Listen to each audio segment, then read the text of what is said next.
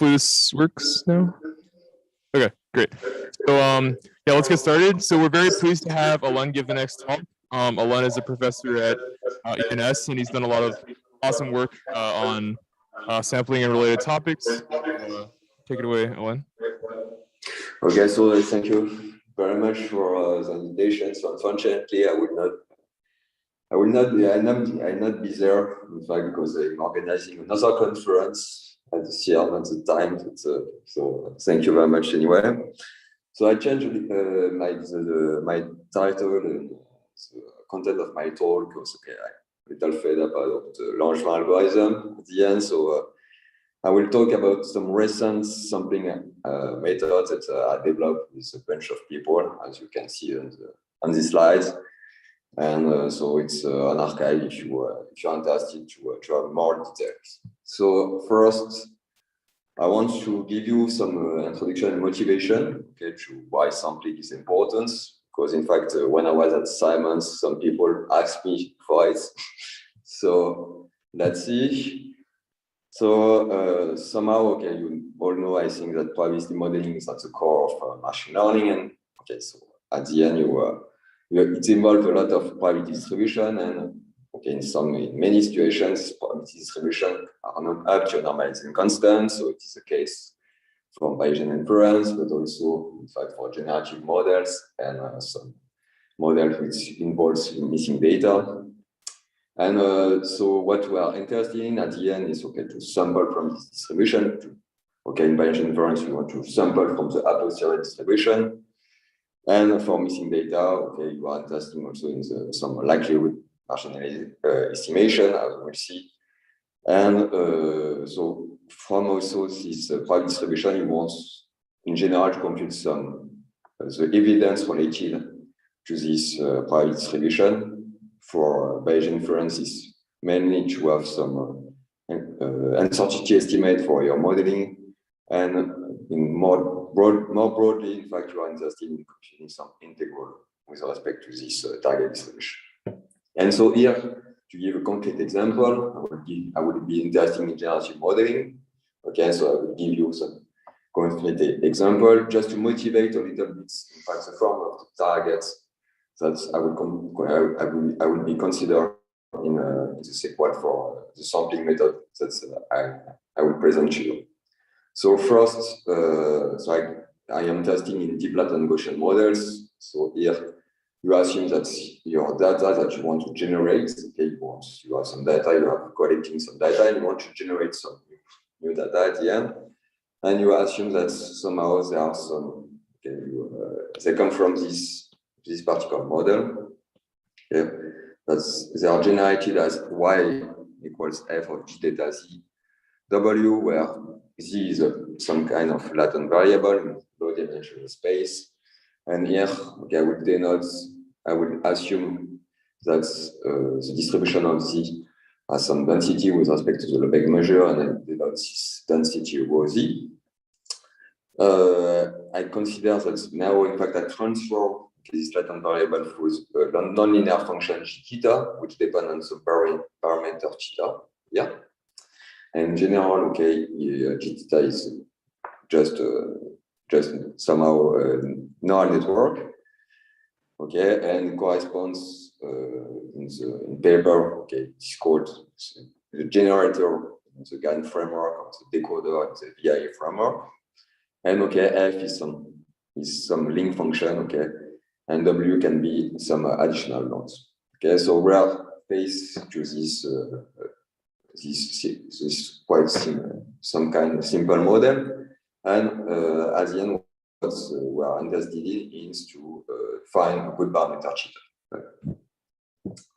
So just to give you some concrete examples, so you can consider the binarized MNIST datasets, where here, in fact, one observation y are considered as pixel, okay, which are, so you have d pixel, which in this dataset is 28 square, and each pixel is belongs to 0, 1, okay, so it's binarized, and we assume here that, okay, z is some Gaussian distribution, so here, in fact, it is not necessary, we are in the case where, okay, it is not really low dimensional, as you can see, but somehow we can also lower the dimension. So here Z is the Gaussian distribution of dimension D with standard covariance matrix, and the distribution of your observation Y given Z is simply some, so the Y are each pixel are independent, and follow a Bernstein distribution with parameter G theta Z, where G theta, is in general some neural network, and G theta, it depends, on the this component of your outputs of your neural network. So once you have your model, your DLG model in general specify the likelihood of your observation, theta y here, and you can see that it's the likelihood can be expressed as an integral of your complete likelihood, which is in fact the model of y and z. And and p theta y and z simply by Bayes rule, simply the product of your conditional distribution of y given z and your distribution of z, just using the Bayes rule. And so, as I said, we are interested in finding good theta, and here I'm taking, in fact, the maximum likelihood estimation framework.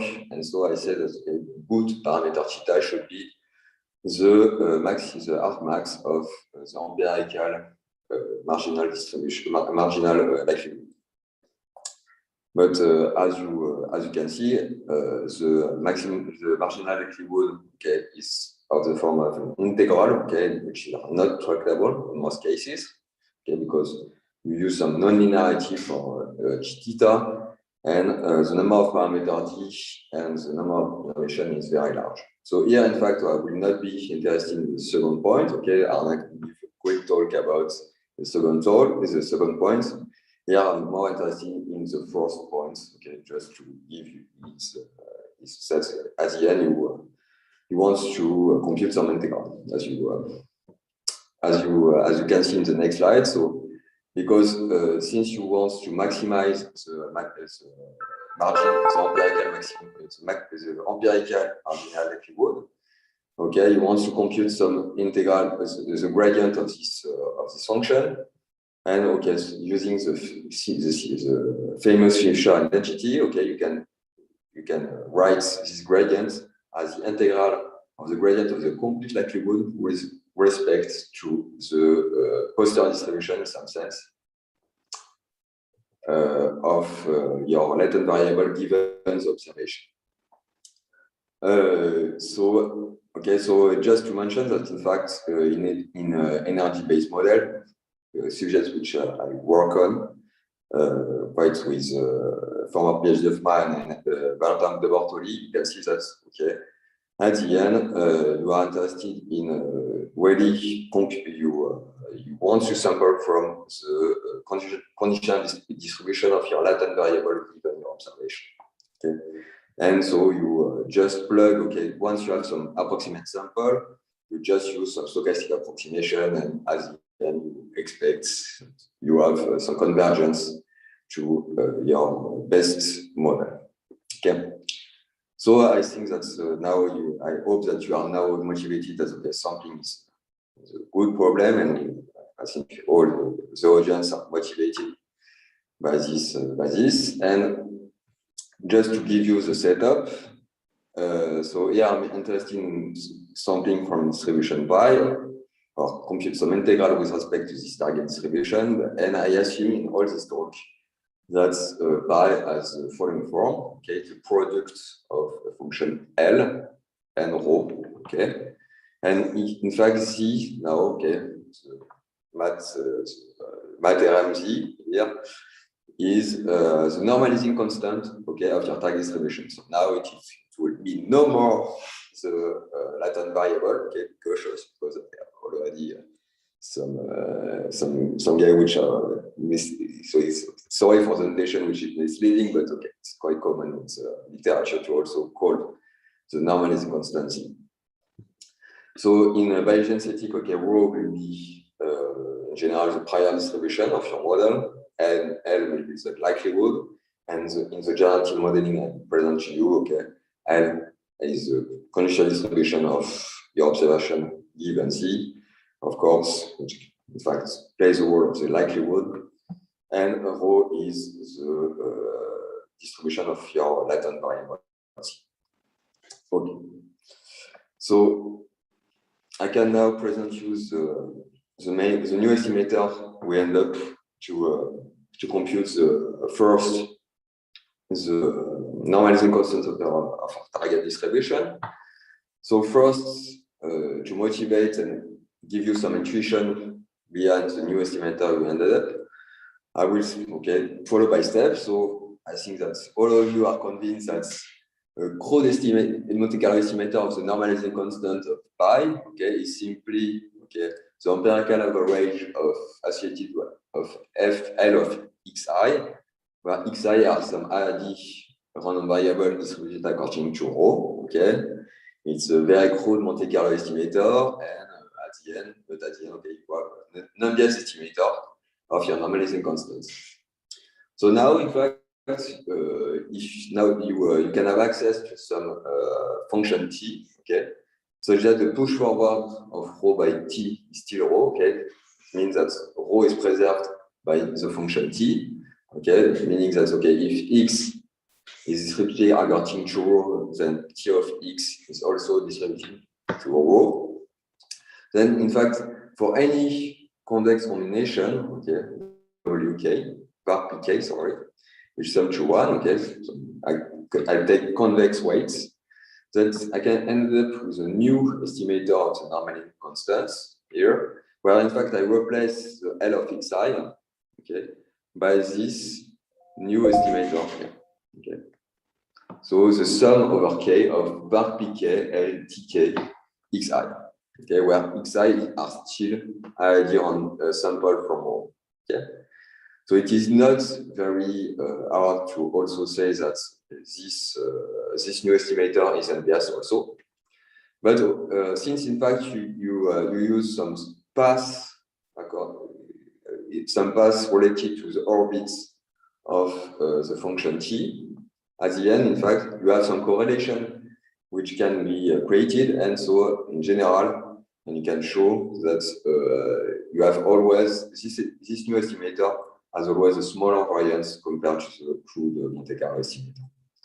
So now, in fact, the NEO framework that I will present you generalize, in fact, its construction to function t, which are not necessary, which does not necessarily preserve the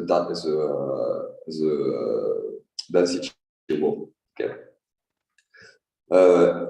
So here I consider, so I restrict at the end the class of function t I consider. So here I'm focusing on C1 diffeomorphism t, and for all k, of course, tk is also a C1 diffeomorphism, and using just a simple change of variable, I can say that if I denote rho k is a push forward measure of rho by the iterate tk, and k of course can be negative also, and it means it's just the iterate of the inverse of t.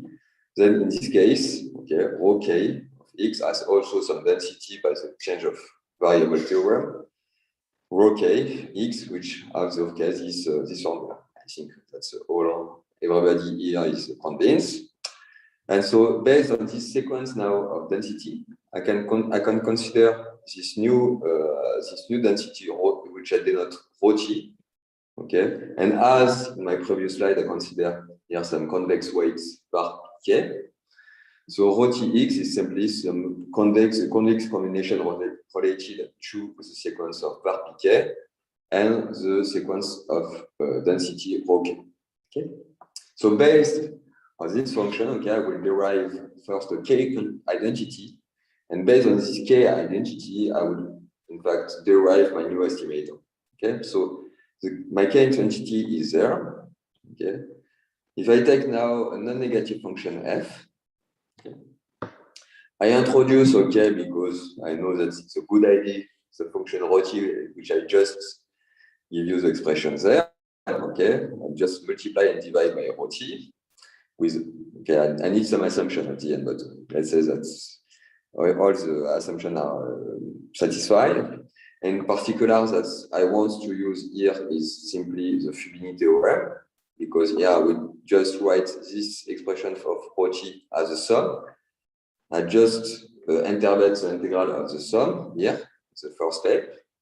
And then the second step, okay, I just use for each integral here the change of variable, okay, and I just I also and for my last step I interpret again the integral and the sum to end up with this expression for any f, okay, where wkx are some weight function, okay, so now it's really a function of x, which are some important weights and are given by the following expression.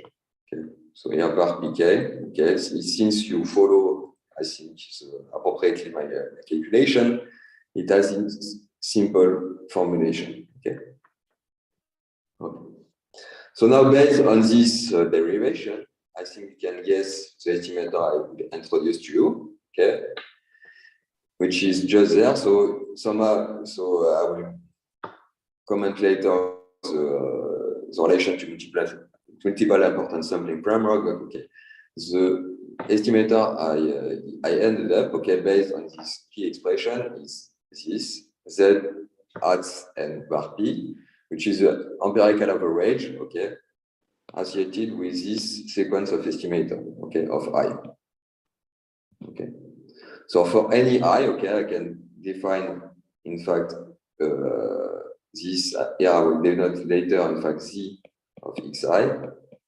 Okay, and based on this expression, okay, I know that okay, the expectation of z call of xi, okay, is equal to the integral of f rho of x dx. Okay. And of course, okay, xi are some, as usual now, some a sequence of IID random variable with distribution. Okay. So since in fact all the z xi have the right expectation, okay, we ended up with a non-biased estimator of our normalizing constant c. Okay. So now, okay, based on this observation, I can obtain, in fact, a bias estimator for any function an estimator for any integral of a function with respect to my target density pi, okay, just by considering f as a product of g and l, okay, and I ended up with a new algorithm, okay, which gives an NBS estimator of this integral, okay. So just to be clear, okay, maybe some of you have a phrase that's, okay, here I consider some infinite sequence of weights of convex weight. In fact, so you can of course consider a sequence which has a finite support, meaning that, okay, after a certain amount of, after a large integer, okay, all the weights are zero, okay, and then in this case, all the weights, importance weights, wk of x, okay, you can just finite sum, and so you can completely and explicitly compute them, and okay, it gives at the end a practical algorithm, in case of some of you are afraid about it. Okay. So it is the first class of estimator we have considered, but okay, you can also, based on the unbiased estimation of the normalizing constant, you can also consider, in fact, some self-normalized importance sampling estimator. Okay, so meaning that in the previous, my previous estimator, I can replace it by, in fact, just some my estimator of my normalizing constant. And so here I give birth to this new estimator, g of var p and g, okay, where okay, z of x is exactly the function which I gave you before, okay. And at the end, what is important, okay, so now you don't have any more NBS estimator of your of pi of g, okay, but still, in fact, you can have some quite easily bound on the bias and the variance, okay, just using some simple calculation. And okay, at the end, very strong assumption, but it's just already a first step. And so giving, in fact, these two quantity, okay, ET bar P, which is okay, the expectation of Z of X divided by Z square, and MT bar P, which is the sup of ZX divided by Z. Okay,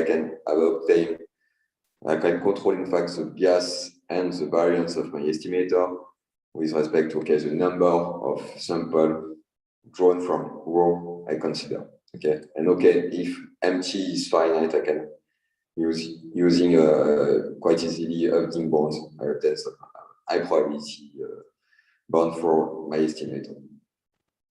Okay, so that's the first step. So now, but as I think you can wonder, that's okay. I introduce you a general algorithm, and at the end, you never mention about which function T we should consider. And quite an easy result you can end up is that, okay, you can bound, in fact, ET of bar P by the chi-square divergence between pi and rho T plus 1. So this result, in fact, and intuitively, I think you can guess that more or less T should, in fact, bring the sample from rho to, in fact, region of high density regions associated with pi, okay, meaning that, okay, brings sample from rho to sets where log of pi is quite large. And at the end, since we need to compute, in fact, the function okay, we need to compute the Jacobian of T, and okay, the Jacobian of T should be quite easy to compute. So first idea, in fact, would be to consider normalizing flow, okay, but it brings, in fact, another difficulty because you should train the normalizing flow, which, in fact, okay, we consider current work, but for this work, we in fact, inspired by the continuous version of the estimator I give you, in fact, given by Roskopf and Van den Helsten, we follow, in fact, the same idea and use a conformal Hamiltonian transform for the function T. So what is a conformal Hamiltonian transform? Okay. So I think that a lot of people here in the audience know about Hamiltonian. So here I consider some potential energy U of Q, okay, which will be, in fact, my situation log of pi up to some additive constants, okay, and some kinetic energy K of P, which is okay. So I consider is some Gaussian distribution, okay, for the distribution of my momentum, and I consider some mass matrix, okay. And so based on these two energy, I consider the Hamiltonian associated with these two function, which is simply the sum of U and K. Okay, so now you have a function of Q and P, okay. And so what the conformal Hamiltonian system are the following. So here you recognize almost, in fact, the standard Hamiltonian ODE, okay. But here I include, in fact, a dumping term, gamma PT, which in fact dumps the dynamics, okay, and gamma is okay, a dumping constant. Why? Because at the end, so you are not interested in this case to really follow the Hamiltonian flow, okay, to keep the Hamiltonian constant. Okay, you want somehow that your dynamics minimize your potential function and also goes to says that the momentum goes to zero. Okay, because you want that if the momentum does not go to zero, in fact, you will still move. In fact, so it's okay. At the end, it's quite natural that you ask, since you want to convert to a stationary point of your potential, that okay, the momentum is also zero. And in fact, you can check under some assumptions that the conformal Hamiltonian ODE is converge to stationary points of U and to zero moment. Okay. So here are some examples of simulation of a conformal Hamiltonian field, and you can really see, I think, the difference between traditional Hamiltonian flow that we know for sampling, that's for optimization. Okay, so but here it is just some continuous dynamics, and so cannot. Oh, yeah, Alain, can I ask you a quick question here? Yes, yeah, of course. Is there a particular reason why you don't use like a basic gradient flow on U here? I'm a bit confused here. It seems that you just want to optimize U, don't you? So it is a very good question, because what I want, okay, I want to compute the Jacobian. Okay, and so if I use, in fact, the basic gradient descent, the Jacobian is a mess. Okay. So that's in fact my next slide, as you can see here. So in fact, it is a good reason I want to use this kind of dynamics. Because so just to follow up, so it's a continuous dynamics, and so I want to consider in fact discretization. And so here I consider in fact the conformal version of discretization of these dynamics, okay, which are given by this. So it's simply the Euler discretization, in fact, of some dynamics. And what you can see is that if you consider, in fact, Q0, P0, which is the first iterate of my discretization scheme, okay, T is a C1 diffeomorphism with a Jacobian, which is very easy to compute, okay. And so for the continuous version, which I didn't, in fact, mention, that's okay, it is also, so you can guess, in fact, exactly the Jacobian of the continuous version. In fact, if I denote TT, in fact, the TTQ0, P0, okay, the solution at time T, starting from Q0, P0.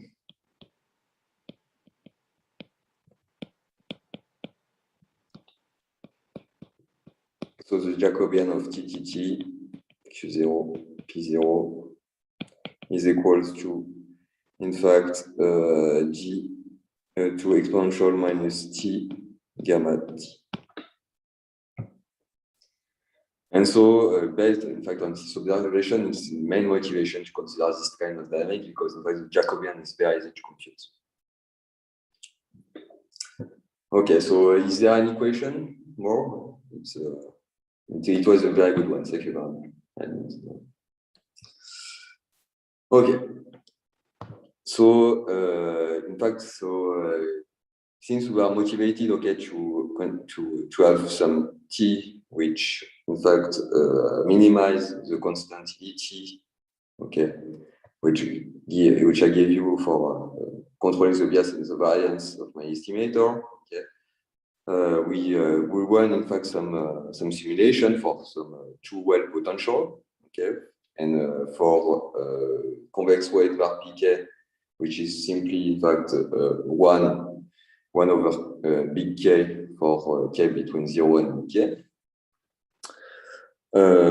So you can see that, and so we run estimation of this constant for using the discretization of a conformal Hamiltonian, but for different damping parameter to see the effect of this parameter. And so here, from what you can see, in fact, and it is quite motivated by the simulation also. Okay, not in the figure differentially, but our result at the end is that okay, you should take a damping parameter of order 1. Okay, it's bring you quite nice result, but okay, more study need to be done to really precise the role of the parameter, in particular, okay, how it is linked to the geometry of your potential. I think that's okay. It's one of the main questions which need to be handled.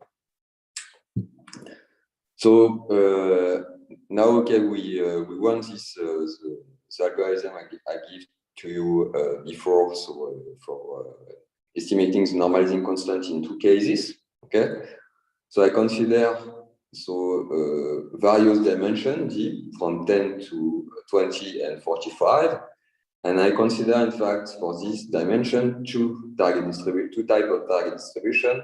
So the first is some 25 Meister Gaussian, okay, where some so the covariance of these 25 Gaussian distribution is the same, but okay, I play with the mean, okay, to have some non-convex potential. And I consider also the final distribution, okay, pi of x, which is in fact quite filament distribution. Okay, so these two kind of distributions in general very hard to compute, and in fact estimating this the normality constant with these two distribution is very hard. Again, in this two situation, I consider, okay, for my scheme the proposal distribution rho, which is some Gaussian distribution with variance sigma rho square identity with some rho square is equal to 5.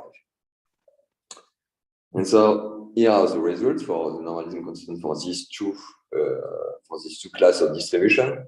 So here is d equals 10, okay, d equals 20, and d equals 45. Okay, so you can see that okay, we have quite nice result compared to teacher, and so here NES is non-equilibrium importance sampling is some kind of particle-based and Monte Carlo algorithm to especially designed to compute normalizing constant. So here it's worked pretty well in these two examples. So I don't know how to read this. Is 10 the number you're trying to estimate here? No, here in fact is the normalizing constant associated with these two distribution. Okay, so what is 10? I mean, what do I want those numbers to be? So yeah, yes, the line is the real value. Okay, you want to estimate. Yeah. Okay. Here the red line here is really the value you want to estimate. And so here are some box plot of the estimator we ended up to estimate this quantity. It answer your question, or you need yes, something? thanks. Yeah. Okay, thank you very much. Okay, so I think I have maybe a few minutes to present you, in fact, neo-based sampler. So here I was focusing just about computing some integral with respect to my time distribution, and here, okay, based on the estimator I gave you, I want to design a new sampler, okay, to sample from my time distribution. I'm really interested in sampling from my time distribution, not only computing integral with respect to power. And so for this, I will adapt what is called the SIR and ESIR methodology. Okay, so another acronym, which is in fact, so SIR is for sampling importance for sampling. Okay, so it works like this. So you draw. So I want to compute to sample from pi. Okay, but what I do is that okay, I will draw n particle. Okay, n random variable, I give random variable according to rho. Okay, I will draw in fact an index E star and with probability proportional to L tilde xi. Okay, where L tilde xi are in fact L of xi divided by the sum of L of xj. Okay, which are in fact my self-normalized constants. And I said that okay, the sample which is quite close to pi, okay, is x of I star. Okay, and what you can also here you will end up with the sample x star, which is not distributed according to pi, but if your number of particles goes to infinity, okay, you can show that the distribution of x star converges to pi. Okay. And so, but the main issue of this method is that okay, the number of particles you want to consider to have a given accuracy is typically exponential with dimension. Okay, And to circumvent this issue, okay, it has been proposed in the literature, okay, to consider the iterated SIR, okay, which is based, in fact, on the analysis of the Monte Carlo estimator, somehow, the important sampling estimator. So here it is an MCMC algorithm, okay, which define Markov chain Yn, and given my current state Yn, what I do is that I said that I will work with n particles still. I said that my first particle is Yn. Yeah. I sample, in fact, so here it will be 1, sorry for the typo. So I sample all the other particles, from 2 to n, ID from rho. I sample an index In plus 1 according, in fact, to the probability L tilde of xn I plus 1. Sorry, again for the typo, where L tilde xin is tilde, in fact, the same normal as the normalizing empirical version of the normalizing constants. Okay, so here it's L of xin divided by the sum of L xnj. And I said, as is in SIR, that Yn plus 1, is my net state of my Markov chain is x. So yeah, actually n plus 1, of course. And the En plus 1 particle, which I sample in my previous step. You can check that, in fact, this scheme is a partially collapsed Gibbs sampler, in fact, which targets an augmenting distribution of my particle, my index. In fact, it will be more Y, in the spirits of what I presented here. And so at the end, you end up, using some common calculation for partially collapsed Gibbs. That's, Yn, in fact, is the Markov chain which targets pi. So at the end, and so you have also some convergence guarantee for this Markov chain. But I don't want to enter to the details. And so what we do in our paper is that we adapt these two algorithms to end up with MC to a method which approximately sample from pi. So first, in fact, we adapt SIR to the Neom framework. And here, in fact, we use, in fact, the same kind of intuition that's for SIR. So here, in fact, it is based on the estimator G of P and J. Because, in fact, what you can see is that this estimator is here a convex, some kind of convex, two convex combination of the G of J, T, K, Xi. So you have a combination over K, and I. And in fact, so based on this observation, you end up, in fact, with the following algorithm, which is an extension of SIR. In fact, so here you draw independently ID sample from rho, so n particle. You compute, in fact, the associated forward and backward orbits, pass according to the dynamics associated with the function T you consider. You compute first, the normalizing constant associated with each particle based on these orbits. Now, in fact, and based on this orbit, you sample, among all the orbits, you sample one in particular, I, with some probability which is proportional to Zxi. And now, see, now you have an orbit and you have a full path, And among this path, now you need to sample one point in this path, And you sample this point according to some probability, So you sample, in fact, the K, you say that, my sample would be the case iterate of my path according to the distribution L of Tk xi var k xi divided by, the empirical normalizing constant associated with xi. And so you sum, the output of your algorithm is xki. So at the end, you end up with a sampling procedure, which does not sample exactly according to pi, as a SIR procedure, but you can have some theoretical guarantee, in fact, also.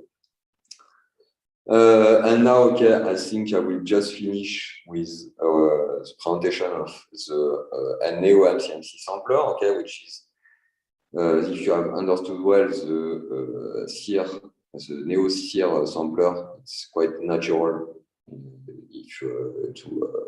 It's a nice extension also of ECR. So here, as in ECR, I will define a Markov chain YN, okay, which will target in fact pi. And so based on this, so here I have some my current point is Yn, okay. Now in fact it will base also of n particle. I said that okay, my first particle in fact will be Yn, so my current point. I'll sample all the other particles in fact according to rho. Now in fact I will sample an orbit Yn plus 1 with probability proportional to z xi n plus 1. Okay, and then okay,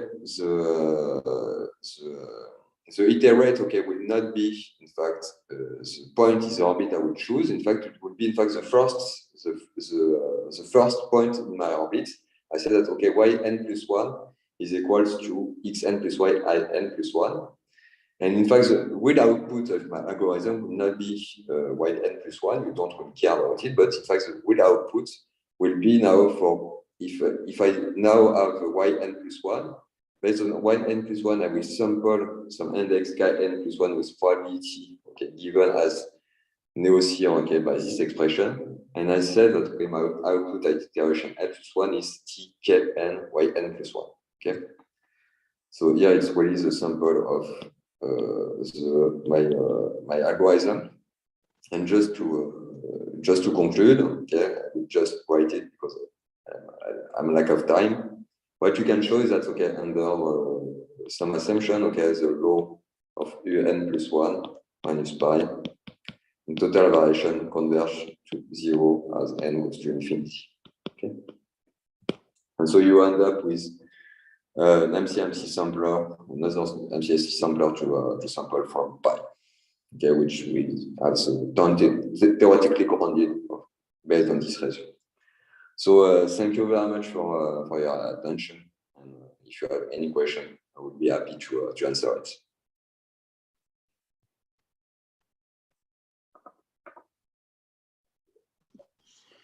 Yeah, I have a question. Yeah.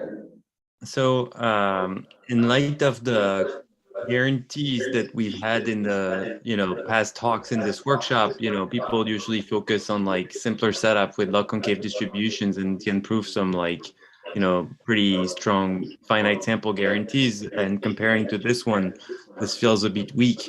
And at some point, for example, you mentioned that things scale exponentially in the dimension, and you sort of suggested that this was not going to scale exponentially in the dimension, but without like what I'm trying to get to is maybe, is there a class of distributions that you can think of that's maybe beyond log concave distributions, where you could think that we have polynomial dependence in the dimension for some finite finite array guarantees for this? So it's a very recent work, okay, to be honest. So in fact, we plan to work on this more on the convergent guarantee of this sampler. But right now, okay, to be honest, I cannot really answer you. It's ongoing work, okay, and okay, as we said, okay, so you mentioned, okay, that's the algorithm. Now we have some guarantees from some algorithm, but in fact, this algorithm appeared just already 20 years ago and even 30 years ago, and so okay, people who are using it and are not really care about some theoretical guarantee. So it's I would say that's okay. It's a fair point, and I'm happy to do some theory, but it's okay. It's a first step, okay,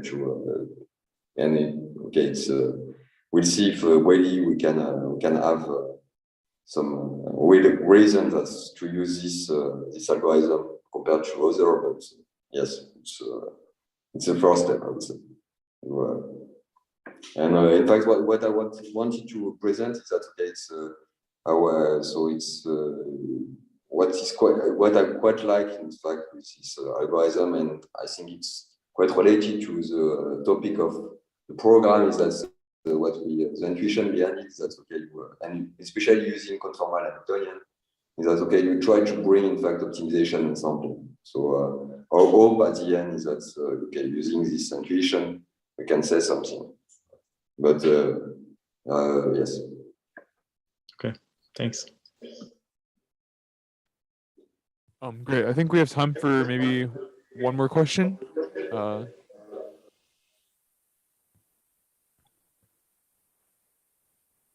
Otherwise, yeah, let's thank Alain again, and maybe let's take a short break and reconvene at roughly 11:30. Thank you very much.